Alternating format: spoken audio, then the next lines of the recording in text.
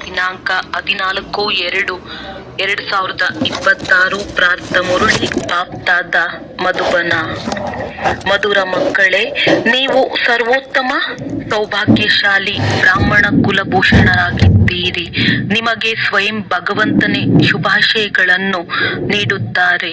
ಪ್ರಶ್ನೆ: ತಂದೆಯು ಮಕ್ಕಳಿಗೆ ಸಂಗಮದಲ್ಲಿಯೇ ಸೃಷ್ಟಿಯ ಸಮಾಚಾರವನ್ನು ತಿಳಿಸುತ್ತಾರೆ, ಸತ್ಯಯುಗದಲ್ಲಿ ಅಲ್ಲ ಏಕೆ? ಉತ್ತರ: ಏಕೆಂದರೆ ಸತ್ಯಯುಗವು ಆದಿಯ ಸಮಯವಾಗಿದೆ. ಆ ಸಮಯದಲ್ಲಿ ಇಡೀ ಸೃಷ್ಟಿಯ ಸಮಾಚಾರ ಅರ್ಥಾತ್ ಸೃಷ್ಟಿಯ ಆದಿ ಮಧ್ಯ ಅಂತ್ಯದ ಜ್ಞಾನವನ್ನು ಹೇಗೆ ತಿಳಿಸುವುದು? ಎಲ್ಲಿಯವರೆಗೆ ಚಕ್ರವು ಪುನರಾವರ್ತನೆಯೇ ಆಗಿಲ್ಲವೋ ಅಲ್ಲಿಯವರೆಗೆ ಸಮಾಚಾರವನ್ನು ತಿಳಿಸುವುದಕ್ಕೆ ಹೇಗೆ ಸಾಧ್ಯ? ಸಂಗಮದಲ್ಲಿಯೇ ನೀವು ಮಕ್ಕಳು ತಂದೆಯ ಮೂಲಕ ಪೂರ್ಣ ಸಮಾಚಾರವನ್ನು ಕೇಳುತ್ತೀರಿ. ನಿಮಗೆ ಜ್ಞಾನದ ಮೂರನೆಯ ನೇತ್ರವು ಸಿಗುತ್ತದೆ. ಓಂ ಶಾಂತಿ. ಇಂದು ತ್ರಿಮೂರ್ತಿ ಶಿವ ಜಯಂತಿ ಸೋ ಬ್ರಾಹ್ಮಣ ಜಯಂತಿ ಸೋ ಸಂಗಮ ಯುಗ ಜಯಂತಿಯ ಶುಭ ದಿವಸವಾಗಿದೆ. ಇಂಥವರು ಅನೇಕರಿದ್ದಾರೆ ಯಾರಿಗೆ ತಂದೆಯು ಈಶ್ವರಿಯ ಜನ್ಮಸಿದ್ಧ ಅಧಿಕಾರದ ಶುಭಾಶಯಗಳನ್ನು ಕೊಡಲು ಸಾಧ್ಯವಿಲ್ಲ. ಏಕೆಂದರೆ ಶಿವ ತಂದೆ ಯಾರು, ಅವರಿಂದ ಏನು ಸಿಗುತ್ತದೆ ಎಂಬುದೇ ಅನೇಕರಿಗೆ ಗೊತ್ತಿಲ್ಲ. ಅಂದ ಮೇಲೆ ಅವರು ಶುಭಾಶಯಗಳನ್ನೇನು ತಿಳಿದುಕೊಳ್ಳುವರು? ಹೊಸ ಮಕ್ಕಳು ಏನನ್ನು ತಿಳಿದುಕೊಳ್ಳಲು ಸಾಧ್ಯವಿಲ್ಲ. ಇದು ಜ್ಞಾನದ ನರ್ತನವಾಗಿದೆ. ಶ್ರೀಕೃಷ್ಣನು ನರ್ತನ ಮಾಡುತ್ತಿದ್ದನೆಂದು ಹೇಳುತ್ತಾರಲ್ಲವೇ? ಇಲ್ಲಿ ಮಕ್ಕಳು ರಾಧೆ ಕೃಷ್ಣರಾಗಿ ನರ್ತನ ಮಾಡುತ್ತಾರೆ. ನೃತ್ಯದ ಮಾತೇ ಇಲ್ಲ. ಅದು ಕೇವಲ ಸತ್ಯಯುಗದಲ್ಲಿ ಬಾಲ್ಯದಲ್ಲಿ ರಾಜಕುಮಾರ ಕುಮಾರಿಯರ ಜೊತೆ ನರ್ತನ ಮಾಡುತ್ತಾರೆ. ಮಕ್ಕಳಿಗೆ ತಿಳಿದಿದೆ ಇವರು ಬಾಪ್ ದಾದಾ ಆಗಿದ್ದಾರೆ. ದಾದಾರವರಿಗೆ ಗ್ರ್ಯಾಂಡ್ ಫಾದರ್ ಎಂದು ಹೇಳಲಾಗುತ್ತದೆ. ಈ ದಾದಾರವರಂತೂ ಸಾಕಾರ ತಂದೆಯಾದರು. ಇಲ್ಲಿ ಬಹಳ ವಿಚಿತ್ರ ಮಾತಾಗಿದೆ. ಅವರು ಆತ್ಮಿಕ ದಾದಾ ಮತ್ತು ಇವರು ಶಾರೀರಿಕ ದಾದಾ ಆಗಿದ್ದಾರೆ. ಇವರಿಗೆ ಬಾಪ್ ದಾದಾ ಎಂದು ಹೇಳುತ್ತಾರೆ. ತಂದೆಯಿಂದ ದಾದಾರವರ ಮೂಲಕ ಆಸ್ತಿಯು ಸಿಗುತ್ತದೆ. ಇದು ತಾತನ ಆಸ್ತಿಯಾಗಿದೆ. ಎಲ್ಲ ಆತ್ಮರು ಸಹೋದರರಾಗಿದ್ದೀರಿ. ಆದ್ದರಿಂದ ಆಸ್ತಿಯು ತಂದೆಯಿಂದ ಸಿಗುತ್ತದೆ. ತಂದೆಯು ತಿಳಿಸುತ್ತಾರೆ, ನೀವಾತ್ಮರಿಗೆ ತಮ್ಮ ಶರೀರ ತಮ್ಮ ಕರ್ಮೇಂದ್ರಿಯಗಳಿವೆ, ನನಗೆ ನಿರಾಕಾರನೆಂದು ಹೇಳುತ್ತಾರೆ. ಅಂದ ಮೇಲೆ ಅವಶ್ಯವಾಗಿ ಶರೀರವೂ ಬೇಕಲ್ಲವೇ? ಆಗಲೇ ಮಕ್ಕಳಿಗೆ ರಾಜಯೋಗವನ್ನು ಕಲಿಸುವೆನು ಅಥವಾ ಮನುಷ್ಯರಿಂದ ದೇವತೆ ಪತಿತರಿಂದ ಪಾವನರಾಗುವ ಮಾರ್ಗವನ್ನು ತಿಳಿಸುವೆನು ಹಾಗೂ ಕೊಳಕಾದ ಬಟ್ಟೆಯನ್ನು ಒಗೆಯುವೆನು ಅಂದಾಗ ತಂದೆಯು ಅವಶ್ಯವಾಗಿ ದೊಡ್ಡ ಧೋಬಿಯಾಗಿರುವರು. ಇಡೀ ವಿಶ್ವದ ಆತ್ಮರನ್ನು ಮತ್ತು ಶರೀರವನ್ನು ತೊಳೆಯುತ್ತಾರೆ. ಜ್ಞಾನ ಮತ್ತು ಯೋಗದಿಂದ ನೀವಾತ್ಮರನ್ನು ಸ್ವಚ್ಛ ಮಾಡಲಾಗುತ್ತದೆ. ಇಂದು ನೀವು ಮಕ್ಕಳು ಬಂದಿದ್ದೀರಿ. ನಿಮಗೆ ತಿಳಿದಿದೆ ನಾವು ಶಿವ ತಂದೆಗೆ ಶುಭಾಶಯಗಳನ್ನು ನೀಡಲು ಬಂದಿದ್ದೇವೆ. ಮತ್ತೆ ತಂದೆಯು ತಿಳಿಸುತ್ತಾರೆ, ನೀವು ಯಾರಿಗೆ ಶುಭಾಶಯಗಳನ್ನು ಹೇಳುತ್ತೀರೋ ಆ ತಂದೆಯೂ ಸಹ ನೀವು ಮಕ್ಕಳಿಗೆ ಶುಭಾಶಯಗಳನ್ನು ಹೇಳುವರು. ಏಕೆಂದರೆ ನೀವು ಬಹಳ ಸರ್ವೋತ್ತಮ ಸೌಭಾಗ್ಯಶಾಲಿ ಬ್ರಾಹ್ಮಣ ಕುಲಭೂಷಣರಾಗಿದ್ದೀರಿ. ನೀವೆಷ್ಟು ಉತ್ತಮರಾಗಿದ್ದೀರೋ ಅಷ್ಟು ದೇವತೆಗಳು ಸಹ ಉತ್ತಮರಾಗಿರುವುದಿಲ್ಲ. ಬ್ರಾಹ್ಮಣರು ದೇವತೆಗಳಿಗಿಂತಲೂ ಶ್ರೇಷ್ಠರಾಗಿದ್ದೀರಿ. ಶ್ರೇಷ್ಠಾತಿ ಶ್ರೇಷ್ಠ ತಂದೆಯಾಗಿದ್ದಾರೆ. ಮತ್ತೆ ಅವರು ಬ್ರಹ್ಮರವರ ತನುವಿನಲ್ಲಿ ಬರುತ್ತಾರೆ. ಅವರ ಮಕ್ಕಳು ನೀವು ಬಹಳ ಶ್ರೇಷ್ಠಾತಿ ಶ್ರೇಷ್ಠ ಬ್ರಾಹ್ಮಣರಾಗುತ್ತೀರಿ. ಬ್ರಾಹ್ಮಣರದ್ದು ಶಿಖೆಯಾಗಿದೆ, ಅದರ ಕೆಳಗೆ ದೇವತೆಗಳಿದ್ದಾರೆ. ಎಲ್ಲರಿಗಿಂತ ಮೇಲೆ ತಂದೆ ಇದ್ದಾರೆ. ತಂದೆಯು ನೀವು ಮಕ್ಕಳಿಗೆ ಸ್ವರ್ಗದ ಆಸ್ತಿಯನ್ನು ಕೊಡಲು ನಿಮ್ಮನ್ನು ಬ್ರಾಹ್ಮಣಿಯರನ್ನಾಗಿ ಮಾಡಿದ್ದಾರೆ. ನೋಡಿ, ಈ ಲಕ್ಷ್ಮೀನಾರಾಯಣರಿಗೆ ಎಷ್ಟೊಂದು ಮಂದಿರಗಳನ್ನು ಕಟ್ಟಿಸಿದ್ದಾರೆ. ತಲೆ ಬಾಗುತ್ತಾರೆ. ಭಾರತವಾಸಿಗಳಿಗೆ ಇದು ತಿಳಿದಿರಬೇಕು. ಇವರು ಮನುಷ್ಯರಾಗಿದ್ದಾರೆ. ಲಕ್ಷ್ಮೀ ನಾರಾಯಣ ಇಬ್ಬರು ಬೇರೆ ಬೇರೆಯಾಗಿದ್ದಾರೆ. ಇಲ್ಲಂತೂ ಒಬ್ಬ ಮನುಷ್ಯನಿಗೆ 2 ಹೆಸರುಗಳನ್ನು ಇಟ್ಟಿರುತ್ತಾರೆ. ಒಬ್ಬರ ಹೆಸರೇ ಲಕ್ಷ್ಮೀ ನಾರಾಯಣ, ಅರ್ಥಾತ್ ತಮ್ಮನ್ನು ವಿಷ್ಣು ಚತುರ್ಭುಜನೆಂದು ಹೇಳುತ್ತಾರೆ. ಲಕ್ಷ್ಮೀ ನಾರಾಯಣ ಅಥವಾ ರಾಧಾ ಕೃಷ್ಣ ಎಂದು ಹೆಸರನ್ನಿಟ್ಟುಕೊಂಡರೆ ಚತುರ್ಭುಜನಾದರಲ್ಲವೇ. ಈ ವಿಷ್ಣು ಚಿತ್ರವು ಸೂಕ್ಷ್ಮ ವತನದ ಗುರಿ ಧ್ಯೇಯವಾಗಿದೆ. ನೀವು ಈ ವಿಷ್ಣು ಪುರಿಯ ಮಾಲೀಕರಾಗುತ್ತೀರಿ. ಲಕ್ಷ್ಮೀ ನಾರಾಯಣನು ವಿಷ್ಣು ಪುರಿಯ ಮಾಲೀಕರಾಗಿದ್ದಾರೆ. ವಿಷ್ಣುವಿಗೆ 4 ಭುಜಗಳಿವೆ, 2 ಲಕ್ಷ್ಮಿಯದು, 2 ನಾರಾಯಣನದ್ದು. ನಾವು ವಿಷ್ಣುಪುರಿಯ ಮಾಲೀಕರಾಗುತ್ತಿದ್ದೇವೆಂದು ನೀವು ಹೇಳುತ್ತೀರಿ. ಒಳ್ಳೆಯದು. ತಂದೆಯ ಮಹಿಮೆಯ ಗೀತೆಯನ್ನು ತಿಳಿಸಿ. ಇಡೀ ಪ್ರಪಂಚದಲ್ಲಿ ಆದಿಯಿಂದ ಹಿಡಿದು ಇಲ್ಲಿನವರೆಗೆ ಒಬ್ಬ ತಂದೆಯನ್ನು ಬಿಟ್ಟರೆ ಬೇರೆ ಯಾರಿಗೂ ಇಷ್ಟೊಂದು ಮಹಿಮೆ ಇಲ್ಲ. ನಂಬರ್ ವಾರಂತೂ ಇದ್ದೇ ಇರುತ್ತಾರೆ. ಎಲ್ಲರಿಗಿಂತ ಹೆಚ್ಚು ಸರ್ವೋತ್ತಮ ಮಹಿಮೆಯು ಶ್ರೇಷ್ಠಾತಿ ಶ್ರೇಷ್ಠ ಪರಮಪಿತ ಪರಮಾತ್ಮನಿಗಿದೆ. ನೀವೆಲ್ಲರೂ ಅವರ ಮಕ್ಕಳಾಗಿದ್ದೀರಿ. ನಾವು ಈಶ್ವರನ ಸಂತಾನರೆಂದು ಹೇಳುತ್ತೀರಿ. ಈಶ್ವರನಂತೂ ಸ್ವರ್ಗದ ರಚಯಿತನಾಗಿದ್ದಾರೆ. ಅಂದ ಮೇಲೆ ನೀವೇಕೆ ನರಕದಲ್ಲಿದ್ದೀರಿ? ಇಲ್ಲಿ ಈಶ್ವರನ ಜನ್ಮವಾಗಿದೆ. ನಾವು ಕ್ರಿಶ್ಚಿಯನ್ನರಾಗಿದ್ದೇವೆಂದು ಕ್ರಿಶ್ಚಿಯನ್ನರು ಹೇಳುತ್ತಾರೆ. ಭಾರತವಾಸಿಗಳಿಗೆ ನಾವು ಪರಮಪಿತ ಪರಮಾತ್ಮ ಶಿವನ ಡೈರೆಕ್ಟ್ ಮಕ್ಕಳಾಗಿದ್ದೇವೆ ಎಂಬುದೇ ಮರೆತು ಹೋಗಿದೆ. ತಂದೆಯು ಮಕ್ಕಳನ್ನು ತನ್ನವರನ್ನಾಗಿ ಮಾಡಿಕೊಂಡು ರಾಜ್ಯ ಭಾಗ್ಯವನ್ನು ಕೊಡಲು ಇಲ್ಲಿಗೆ ಬರುತ್ತಾರೆ. ಇಂದು ತಂದೆಯು ಬಹಳ ಚೆನ್ನಾಗಿ ತಿಳಿಸುತ್ತಾರೆ, ಏಕೆಂದರೆ ಬಹಳ ಮಂದಿ ಹೊಸಬರಿದ್ದಾರೆ. ಇವರಿಗೆ ತಿಳಿದುಕೊಳ್ಳುವುದು ಕಷ್ಟವಾಗುತ್ತದೆ. ಆದರೂ ಸಹ ಸ್ವರ್ಗವಾಸಿಗಳಂತೂ ಆಗುತ್ತಾರೆ. ಸ್ವರ್ಗದಲ್ಲಿ ಸೂರ್ಯವಂಶೀಯರು ಇರುತ್ತಾರೆ, ದಾಸದಾಸಿಯರು ಇರುತ್ತಾರೆ, ಪ್ರಜೆಗಳು ಇರುತ್ತಾರೆ. ಅದರಲ್ಲಿ ಕೆಲವರು ಬಡವರು, ಕೆಲವರು ಸಾಹುಕಾರರಿರುತ್ತಾರೆ. ಅವರಿಗೂ ದಾಸದಾಸಿಯರಿರುತ್ತಾರೆ. ಇಡೀ ರಾಜಧಾನಿಯು ಇಲ್ಲಿ ಸ್ಥಾಪನೆಯಾಗುತ್ತಿದೆ. ಇದು ಮತ್ಯಾರಿಗೂ ತಿಳಿದಿಲ್ಲ. ಎಲ್ಲರ ಆತ್ಮವು ತಮೋ ಪ್ರಧಾನವಾಗಿದೆ. ಯಾರಿಗೂ ಜ್ಞಾನದ 3ನೇ ನೇತ್ರವಿಲ್ಲ. ಆಡು ಈಗ ತಂದೆಯ ಮಹಿಮೆಯನ್ನು ಕೇಳಿದ್ದೀರಿ. ಅವರು ಎಲ್ಲರ ತಂದೆಯಾಗಿದ್ದಾರೆ. ಭಗವಂತನಿಗೆ ಬೇಹದ್ದಿನ ಸುಖ ಕೊಡುವಂತಹ ಪಿತನೆಂದು ಹೇಳುತ್ತಾರೆ. ಇದೇ ಭಾರತದಲ್ಲಿಯೇ ಬೇಹದ್ದಿನ ಸುಖವಿತ್ತು. ಲಕ್ಷ್ಮೀ ನಾರಾಯಣರ ರಾಜ್ಯವಿತ್ತು. ಈ ಲಕ್ಷ್ಮೀ ನಾರಾಯಣರು ಬಾಲ್ಯದಲ್ಲಿ ರಾಧೆ ಕೃಷ್ಣರಾಗಿರುತ್ತಾರೆ. ಮತ್ತೆ ಸ್ವಯಂವರದ ನಂತರ ಲಕ್ಷ್ಮೀ ನಾರಾಯಣರೆಂಬ ಹೆಸರು ಬರುತ್ತದೆ. ಈ ಭಾರತದಲ್ಲಿ 5,000 ವರ್ಷಗಳ ಮೊದಲು ದೇವತೆಗಳ ರಾಜ್ಯವಿತ್ತು. ಲಕ್ಷ್ಮೀ ನಾರಾಯಣರ ರಾಜ್ಯವನ್ನು ಬಿಟ್ಟು ಮತ್ಯಾವುದೇ ರಾಜ್ಯವಿರಲಿಲ್ಲ, ಯಾವುದೇ ಖಂಡವಿರಲಿಲ್ಲ. ಅಂದ ಮೇಲೆ ಈಗ ಭಾರತವಾಸಿಗಳಿಗೂ ಸಹ ಅವಶ್ಯವಾಗಿ ಇದು ಅರ್ಥವಾಗಬೇಕು. ಲಕ್ಷ್ಮೀ ನಾರಾಯಣರು ಮೊದಲ ಜನ್ಮದಲ್ಲಿ ಯಾವ ಕರ್ಮ ಮಾಡಿದ್ದರು, ಹೇಗೆ ಬಿರ್ಲಾದವರು ಯಾವ ಕರ್ಮ ಮಾಡಿದ ಕಾರಣ ಇಷ್ಟು ಧನವಂತರಾದರು ಎಂದು ಹೇಳುತ್ತಾರೆ.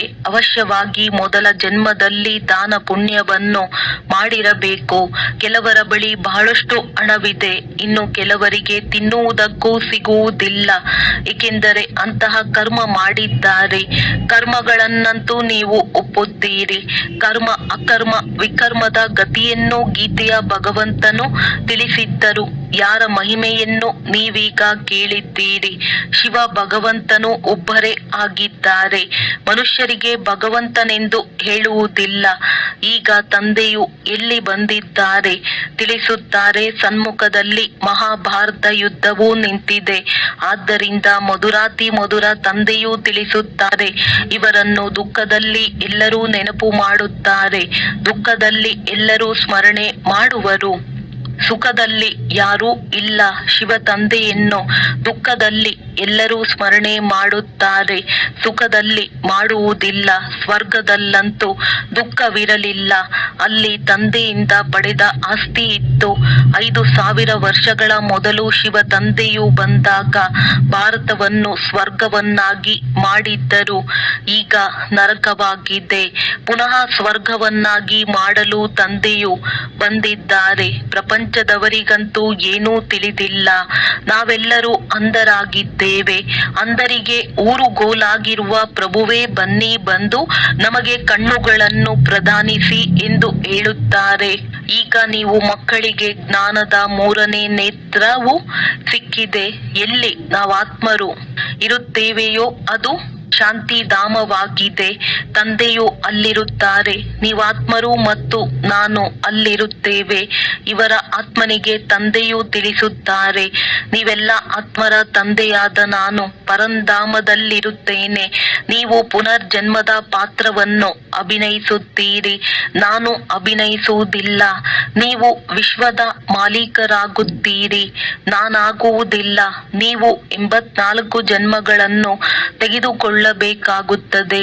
ನಿಮಗೆ ತಿಳಿಸಿದ್ದೇನೆ, ಏ ಮಕ್ಕಳೇ, ನೀವು ತಮ್ಮ ಜನ್ಮಗಳನ್ನು ಅರಿತುಕೊಂಡಿಲ್ಲ. ಮನುಷ್ಯರು 84 ಜನ್ಮಗಳೆಂದು ಹೇಳುತ್ತಾರೆ. ಇವು ಅಸತ್ಯ ಮಾತುಗಳಾಗಿವೆ. ನಾನು ಜ್ಞಾನಸಾಗರ ಪತಿತ ಪಾವನನಾಗಿದ್ದೇನೆ. ಯಾವಾಗ ಎಲ್ಲರೂ ಪತಿತರಾಗುವರೋ ಆಗ ನಾನು ಬರುತ್ತೇನೆ.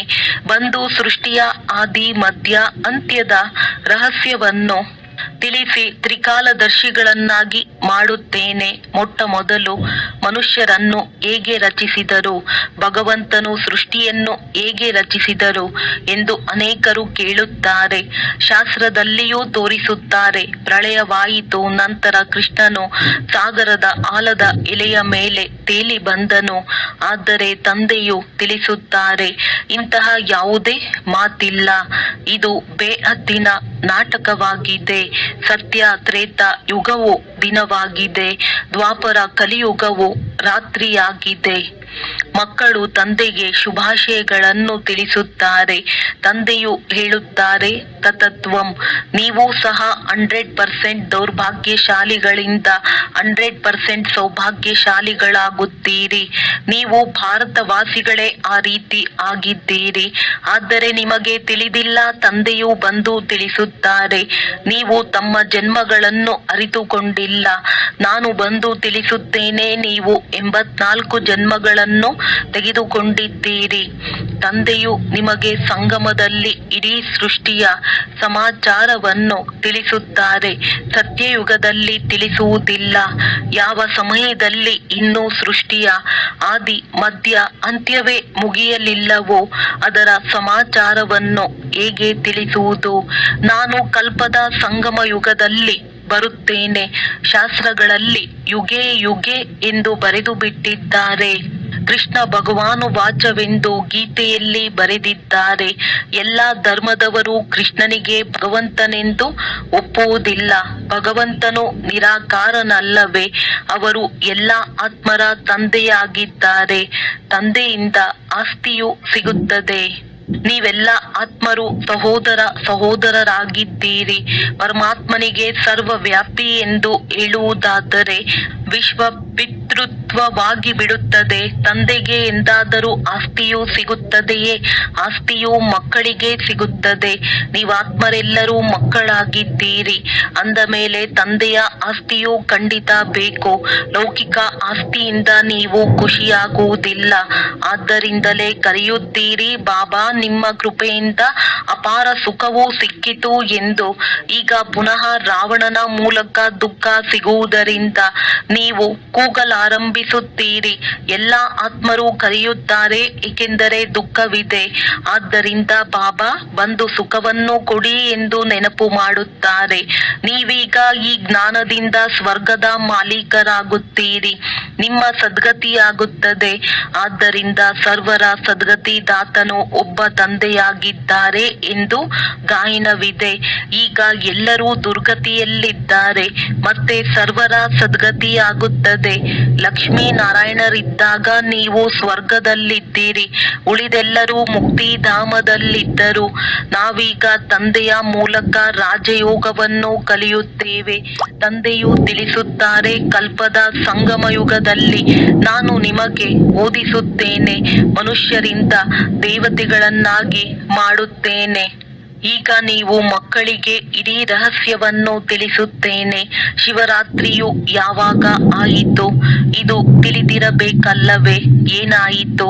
ಶಿವ ತಂದೆಯು ಯಾವಾಗ ಬಂದರು? ಏನನ್ನು ತಿಳಿದುಕೊಂಡಿಲ್ಲ ಅಂದ ಮೇಲೆ ಕಲ್ಲು ಬುದ್ಧಿಯವರಾದರಲ್ಲವೇ? ನೀವೀಗ ಪಾರಸ ಬುದ್ಧಿಯವರಾಗಿದ್ದೀರಿ. ನಮ್ಮ ಪಾರಸಪುರಿಯು ಸತ್ಯಯುಗವಾಗಿತ್ತು. ಲಕ್ಷ್ಮೀ ನಾರಾಯಣರಿಗೂ ಸಹ ಭಗವಾನ್ ಭಗವತಿ ಎಂದು ಹೇಳುತ್ತಾರೆ. ಅವರಿಗೆ ಆಸ್ತಿಯನ್ನು ಭಗವಂತನು ಕೊಟ್ಟಿದ್ದರು, ಈಗ ಪುನಃ ಕೊಡುತ್ತಿದ್ದಾರೆ.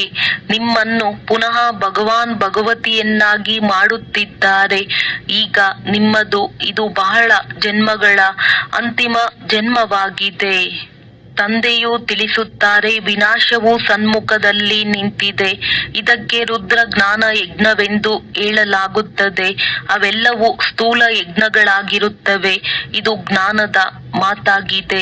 ಇದರಲ್ಲಿ ತಂದೆಯು ಬಂದು ಮನುಷ್ಯರನ್ನು ದೇವತೆಗಳನ್ನಾಗಿ ಮಾಡುತ್ತಾರೆ. ನೀವು ಶಿವ ತಂದೆಯ ಅವತರಣೆಗಾಗಿ ಶುಭಾಶಯಗಳನ್ನು ನೀಡುತ್ತೀರಿ.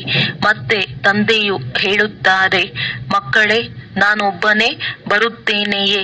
ನನಗೂ ಶರೀರ ಬೇಕು ಅಂದ ಮೇಲೆ ಬ್ರಹ್ಮಾರವರ ತನುವಿನಲ್ಲಿ ಬರಬೇಕಾಗುತ್ತದೆ. ಮೊಟ್ಟ ಮೊದಲು ಸೂಕ್ಷ್ಮ ವತನವನ್ನು ರಚಿಸಬೇಕಾಗುತ್ತದೆ. ಆದ್ದರಿಂದ ಇವರಲ್ಲಿ ಪ್ರವೇಶ ಮಾಡಿದ್ದೇನೆ. ಇವರಂತೂ ಪತಿತನಾಗಿದ್ದರು, 84 ಜನ್ಮಗಳನ್ನು ತೆಗೆದುಕೊಂಡು ಪತಿತರಾಗಿದ್ದಾರೆ. ಎಲ್ಲರೂ ಕರೆಯುತ್ತಿದ್ದೀರಿ. ನಾನೀಗ ಪುನಃ ನೀವು ಮಕ್ಕಳಿಗೆ ಆಸ್ತಿಯನ್ನು ಕೊಡಲು ಬಂದಿದ್ದೇನೆ. ತಂದೆಯೇ ಭಾರತಕ್ಕೆ ಸ್ವರ್ಗದ ಆಸ್ತಿಯನ್ನು ಕೊಡುತ್ತಾರೆ. ತಂದೆಯು ಸ್ವರ್ಗದ ರಚಯಿತನಾಗಿದ್ದಾರೆ ಅಂದ ಮೇಲೆ ಅವಶ್ಯವಾಗಿ ಸ್ವರ್ಗದ ಉಡುಗೊರೆಯನ್ನೇ ಕೊಡುತ್ತಾರೆ. ನೀವೀಗ ಸ್ವರ್ಗದ ಮಾಲೀಕರಾಗುತ್ತಿದ್ದೀರಿ. ಭವಿಷ್ಯದಲ್ಲಿ ಮನುಷ್ಯರಿಂದ 21 ಜನ್ಮಗಳಿಗಾಗಿ ದೇವತೆಗಳಾಗುವ ಪಾಠಶಾಲೆಯು ಇದಾಗಿದೆ. ನೀವು ಸ್ವರ್ಗದ ಮಾಲೀಕರಾಗುತ್ತಿದ್ದೀರಿ. 21 ಪೀಳಿಗೆಗಳವರೆಗೆ ನೀವು ಸುಖ ಪಡೆಯುತ್ತೀರಿ.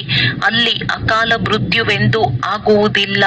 ಯಾವಾಗ ಶರೀರದ ಆಯಸ್ಸು ಮುಗಿಯುವುದೋ ಆಗ ಸಾಕ್ಷಾತ್ಕಾರವಾಗುತ್ತದೆ.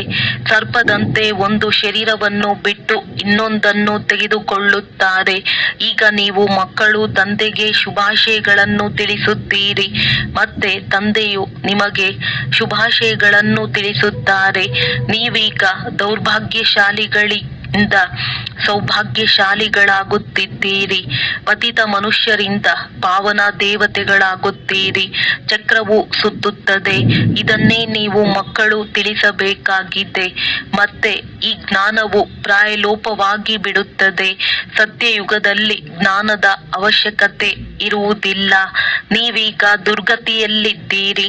ಆದ್ದರಿಂದ ಈ ಜ್ಞಾನದಿಂದ ಸದ್ಗತಿ ಸಿಗುತ್ತದೆ. ತಂದೆಯೇ ಬಂದು ಸ್ವರ್ಗದ ಸ್ಥಾಪನೆ ಮಾಡುತ್ತಾರೆ. ಸರ್ವರ ಸದ್ಗುರು ಒಬ್ಬರೇ ತಂದೆಯಾಗಿದ್ದಾರೆ.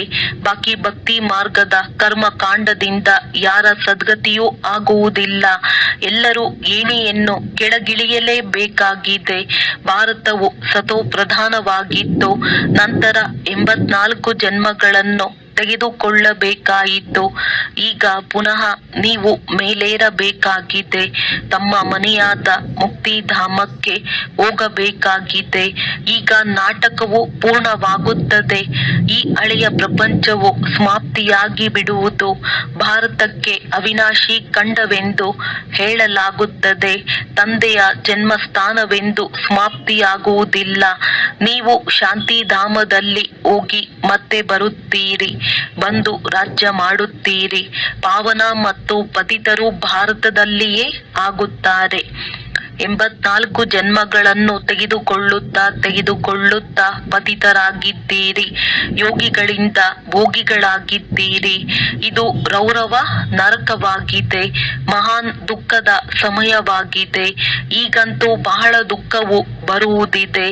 ರಕ್ತ ಕ್ರಾಂತಿಯಾಗುವುದು. ಕುಳಿತಿದ್ದಂತೆಯೇ ಬಾಂಬುಗಳು ಬೀಳುತ್ತವೆ. ನೀವೇನು ಅಪರಾಧ ಮಾಡಿದ್ದೀರಿ? ಪಾಪ ಯಾವುದೇ ಅಪರಾಧವಿಲ್ಲದೆ ಎಲ್ಲರ ವಿನಾಶವಾಗಿ ಬಿಡುವುದು. ವಿನಾಶದ ಸಾಕ್ಷಾತ್ಕಾರವನ್ನಂತೂ ಮಕ್ಕಳು ಮಾಡಿದ್ದೀರಿ. ನೀವೀಗ ಸೃಷ್ಟಿ ಚಕ್ರದ ಜ್ಞಾನವನ್ನು ಅರಿತುಕೊಂಡಿದ್ದೀರಿ. ನಿಮ್ಮ ಬಳಿ ಜ್ಞಾನದ ಖಡ್ಗವಿದೆ. ನೀವು ಬ್ರಹ್ಮಮುಖ ವಂಶಾವಳಿ ಬ್ರಾಹ್ಮಣರಾಗಿದ್ದೀರಿ. ಪ್ರಜಾಪಿತನು ತಂದೆಯಾಗಿದ್ದಾರೆ. ಕಲ್ಪದ ಮೊದಲು ಸಹ ಇವರು ಮುಖ ವಂಶಾವಳಿಯನ್ನು ರಚನೆ ಮಾಡಿದ್ದರು. ತಂದೆಯು ತಿಳಿಸುತ್ತಾರೆ, ನಾನು ಕಲ್ಪವೂ ಬರುತ್ತೇನೆ. ಇವರಲ್ಲಿ ಪ್ರವೇಶ ಮಾಡಿ ನಿಮ್ಮನ್ನು ಮುಖ ವಂಶಾವಳಿಯನ್ನಾಗಿ ಮಾಡುತ್ತೇನೆ. ಬ್ರಹ್ಮರವರ ಮೂಲಕ ಸ್ವರ್ಗವನ್ನು ಸ್ಥಾಪನೆ ಮಾಡಿಸುತ್ತೇನೆ. ಸ್ವರ್ಗಕ್ಕಂತೂ ಭವಿಷ್ಯದಲ್ಲಿ ಹೋಗುತ್ತೀರಿ. ಚೀಚಿ, ಪ್ರಪಂಚವು ಸಮಾಪ್ತಿಯಾಗಬೇಕು. ಬೇಅದ್ದಿನ ತಂದೆಯು ಹೊಸ ಪ್ರಪಂಚವನ್ನು ರಚಿಸುವುದಕ್ಕಾಗಿಯೇ ಬರುತ್ತಾರೆ. ತಂದೆಯು ತಿಳಿಸುತ್ತಾರೆ, ನಾನು ನೀವು ಮಕ್ಕಳಿಗಾಗಿ ಅಂಗೈಯಲ್ಲಿ ಸ್ವರ್ಗವನ್ನು ತೆಗೆದುಕೊಂಡು ಬಂದಿದ್ದೇನೆ. ನಿಮಗೆ ಯಾವುದೇ ಕಷ್ಟವನ್ನು ಕೊಡುವುದಿಲ್ಲ. ನೀವೆಲ್ಲರೂ ದ್ರೌಪದಿಯರಾಗಿದ್ದೀರಿ. ಒಳ್ಳೆಯದು. ಮಧುರಾತಿ ಮಧುರ ಅಗಲಿ ಹೋಗಿ ಮರಳಿ ಸಿಕ್ಕಿರುವ ಮಕ್ಕಳ ಪ್ರತಿ ಮಾತ್ಪಿತಾ ಬಾಪ್ ದಾದಾರವರ ನೆನಪು, ಪ್ರೀತಿ ಹಾಗೂ ಸುಪ್ರಭಾತ. ಆತ್ಮಿಕ ಮಕ್ಕಳಿಗೆ ಆತ್ಮಿಕ ತಂದೆಯ ನಮಸ್ತೆ. ಧಾರಣೆಗಾಗಿ ಮುಖ್ಯ ಸಾರ. ದೇವತೆಗಳಿಗಿಂತಲೂ ಶ್ರೇಷ್ಠರು ನಾವು. ಸರ್ವೋತ್ತಮ ಬ್ರಾಹ್ಮಣರಾಗಿದ್ದೇವೆ. ಈ ಆತ್ಮಿಕ ನಶೆಯಲ್ಲಿರಬೇಕಾಗಿದೆ. ಜ್ಞಾನ ಮತ್ತು ಯೋಗದಿಂದ ಆತ್ಮವನ್ನು ಸ್ವಚ್ಛ ಮಾಡಿಕೊಳ್ಳಬೇಕಾಗಿದೆ. ಎಲ್ಲರಿಗೆ ಶಿವ ತಂದೆಯ ಅವತರಣೆಯ ಶುಭಾಶಯಗಳನ್ನು ತಿಳಿಸಬೇಕಾಗಿದೆ. ತಂದೆಯ ಪರಿಚಯವನ್ನು ಕೊಟ್ಟು ಪತಿತರಿಂದ ಪಾವನರನ್ನಾಗಿ ಮಾಡಬೇಕಾಗಿದೆ. ರಾವಣ ಶತ್ರುವಿನಿಂದ ಮುಕ್ತ ಮಾಡಬೇಕಾಗಿದೆ. ವರದಾನ: ವಿಸ್ತಾರದ ರಂಗಿನ ಮಾತುಗಳಿಂದ ದೂರವಾಗಿದ್ದು ಕಷ್ಟವನ್ನು ಸಹಜಗೊಳಿಸುವಂತಹ ಸಹಜ ಯೋಗಿ ಭವ. ಯಾವಾಗ ತಂದೆಯನ್ನು ನೋಡುವ ಬದಲು ಮಾತುಗಳನ್ನು ತೊಡಗುವಿರಿ, ಆಗ ಹಲವು ಪ್ರಶ್ನೆಗಳು ಉತ್ಪನ್ನವಾಗುವುದು ಮತ್ತು ಸಹಜ ಮಾತು ಸಹ ಕಷ್ಟದ ಅನುಭವವಾಗುವುದು. ಏಕೆಂದರೆ ಮಾತುಗಳಾಗಿದೆ ವೃಕ್ಷ ಮತ್ತು ತಂದೆಯಾಗಿದ್ದಾರೆ ಬೀಜ. ಯಾರು ವಿಸ್ತಾರವಿರುವ ವೃಕ್ಷವನ್ನು ಕೈಯಲ್ಲಿ ಹಿಡಿದುಕೊಳ್ಳುತ್ತಾರೆಯೋ ಅವರು ತಂದೆಯನ್ನು ದೂರ ಮಾಡಿಕೊಂಡು ಬಿಡುತ್ತಾರೆ. ನಂತರ ವಿಸ್ತಾರವು ಒಂದು ಜಾಲವಾಗಿ ಬಿಡುತ್ತದೆ. ಅದರಲ್ಲಿಯೇ ಸಿಲುಕಿಕೊಳ್ಳುತ್ತಾರೆ. ಮಾತುಗಳ ವಿಸ್ತಾರದಲ್ಲಿ ರಂಗಿನ ಮಾತುಗಳಿರುತ್ತವೆ. ಅದು ತನ್ನ ಕಡೆಗೆ ಆಕರ್ಷಿಸುತ್ತವೆ. ಆದ್ದರಿಂದ ಬೀಜರೂಪ ತಂದೆಯ ನೆನಪಿನಿಂದ ಬಿಂದುವನ್ನಿಡುತ್ತಾ ಅದರಿಂದ ದೂರವಾಗುತ್ತೀರೆಂದರೆ ಸಹಜ ಯೋಗಿ ಆಗಿಬಿಡುವಿರಿ. ಸ್ಲೋಗನ್: ನಾನು ಮತ್ತು ನನ್ನದೆಂಬ ಅಲಾಯಿಯನ್ನು ಸಮಾಪ್ತಿ ಮಾಡುವುದೇ ರಿಯಲ್ ಗೋಲ್ಡ್ ಆಗುವುದಾಗಿದೆ. ಅವ್ಯಕ್ತ ಸೂಚನೆ: ಏಕತೆ ಮತ್ತು ವಿಶ್ವಾಸದ ಗುಣಲಕ್ಷಣಗಳ ಮೂಲಕ ಸಫಲತಾ ಸಂಪನ್ನರಾಗಿರಿ.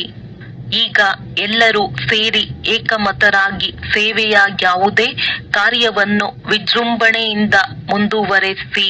ಪ್ರತಿ ಬ್ರಾಹ್ಮಣ ಆತ್ಮನ ಸಹಯೋಗದಿಂದ ಶುಭ ಕಾಮನೆ, ಶುಭ ಭಾವನೆಗಳಿಂದ ಸೇವೆಗಳ ಝೇಂಕಾರ ರಚಿಸಿ. ಒಂದು ವೇಳೆ ಯಾವುದೇ ಮುಖದಿಂದ ಮಾತನಾಡಲು ಸಾಧ್ಯವಾಗಲಿಲ್ಲವೆಂದರೆ ಮನಸ ವಾಯುಮಂಡಲದಿಂದ ಸುಖದ ವೃತ್ತಿ, ಸುಖಮಯ ಸ್ಥಿತಿಯಿಂದ ಸುಖಮಯ ಸಂಸಾರ ರಚಿಸಿ. ಎಲ್ಲಿಯೂ ಹೋಗಲು ಸಾಧ್ಯವಿಲ್ಲ. ಆರೋಗ್ಯ ಸರಿವಿಲ್ಲವೆಂದರೆ ಮನೆಯಲ್ಲೇ ಕುಳಿತೇ ಸೇವೆ ಮಾಡಿರಿ. ಸೇವೆಯಲ್ಲಿ ಸಹಯೋಗಿ ಅವಶ್ಯವಾಗಿ. ಆಗ ಸರ್ವರ ಸಹಯೋಗದಿಂದ ಸುಖಮಯ ಸಂಸಾರ ಬರುವುದು. ಒಳ್ಳೆಯದು. ಓಂ ಶಾಂತಿ. ಓಂ ಶಾಂತಿ.